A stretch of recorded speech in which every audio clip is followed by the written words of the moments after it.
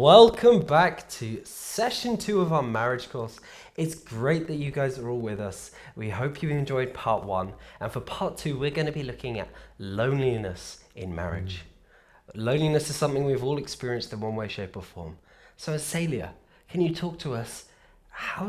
What are we expected to feel lonely in a marriage? Is that something that we should expect or not? No, certainly not. God did not create marriage so that people can be lonely in it. When he made Eve, he wanted her to be Adam's friend. He wanted them to share their lives together and to achieve things together.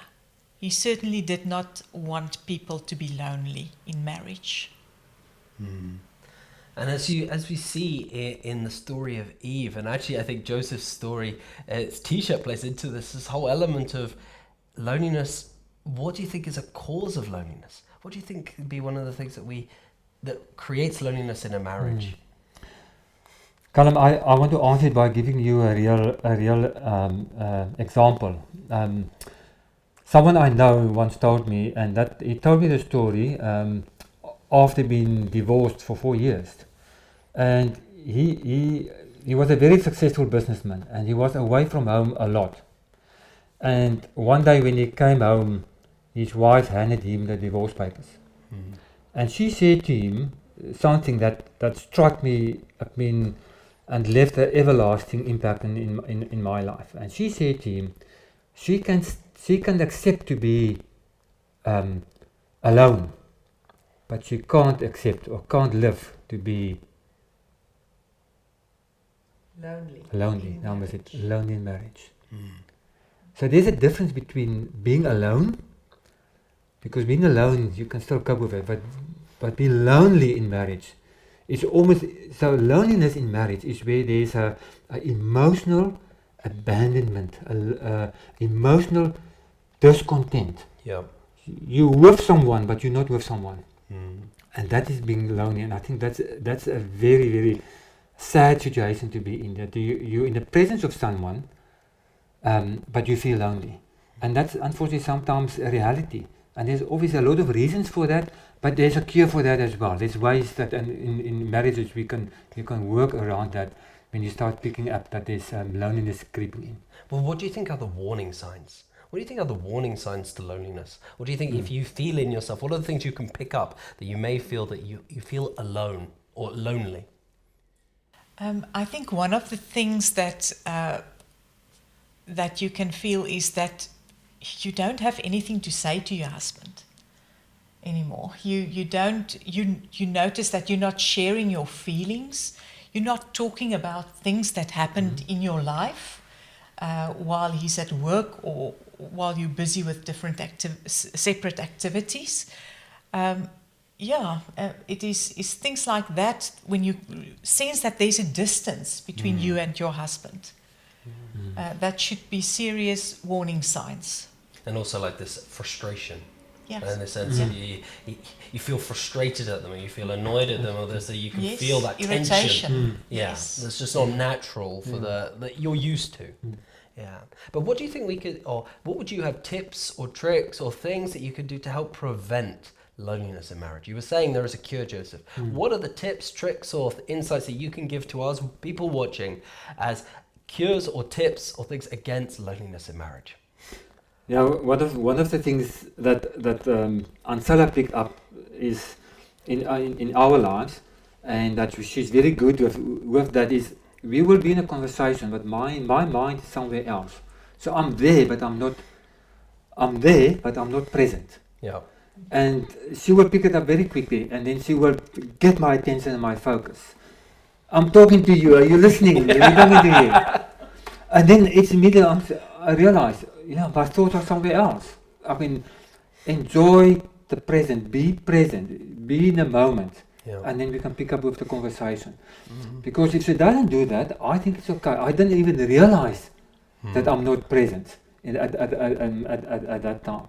So I think the person who feels the loneliness need to reach out And the person that gets reach out to, I mean, is on the receiving end, also needs to realize that, I mean, there's something that we need to do about it, and it's all about communication. Yeah. But there's also other things. I mean, start picking up doing things together.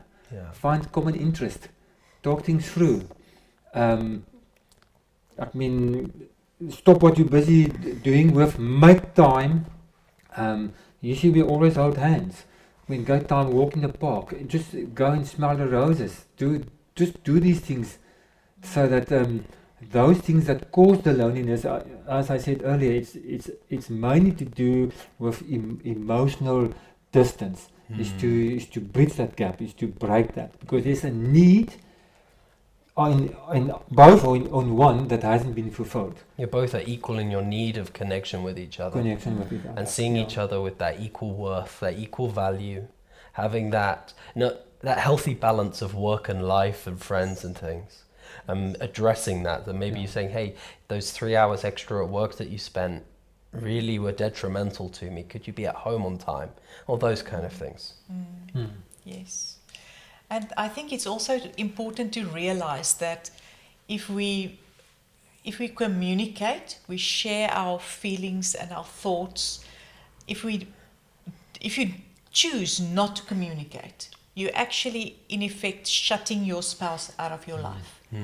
Because he or she cannot read your mind. Unless you speak up, you are not able to share your life with him. Yeah. And let's say for some of our watchers, you are feeling lonely right now. What would be the thing that you would say to them? What would be the thing you would say to someone watching right now who experiences loneliness in their marriage? I would definitely say, don't accept it, because it's not meant to be like that. You can have a far better marriage than feeling lonely. You need to decide to do something about that. Fight for your marriage. It's worth it. Yeah. And I also just wanted to say that because marriage is an institution that God created, marriages are under attack. Point. We must realize that. There is spiritual attack on marriages, because if the enemy can break down marriages, then it's a gain for the enemy. And one of the things how it started is bringing in the division, but bringing in this loneliness, those separation. Yeah. And so actively from both parties needs to engage with one another. That's why bringing small little things, rituals in your conversations in your life, that when you have dinner time, CSMs and all these other things are on the side. Yep. When you connect, when you talk, it is you're there, you're present, it's intentional, and you talk through things. What would be the season of your marriage that you felt this tension the most? Like sing just together with kids, young, middle, old. Where would you find this is the most intense? I think in all seasons. Okay. It is there. When kids come, small children, naturally the children will take a lot of time from Ansela, and I can feel lonely. But it's a season. It mustn't stop there. When you're busy building a career, it takes a lot of time. So the important thing is, it will happen if you don't actively work on it. It will happen. It can happen in any season. It can happen in any situation. So there's no specific time when it's more prevalent. It will happen. So that's why it's important that we have to deal with it and attack it. And of course, that's most important than anything. As in a lockdown, as we are recording this right now in the COVID-19 season, it's more important than ever that you invest time in communication and into your marriage. And even though you could be around each other, you could still feel alone. So as Joseph and Celia said, this is a time that no matter what the season, no matter what you're going through, there can always be loneliness that can creep into your marriage. So I've been encouraged by this. This has been great for me. I hope for you as well. So that's part 2 of the marriage course. And we're looking forward to see you for part 3.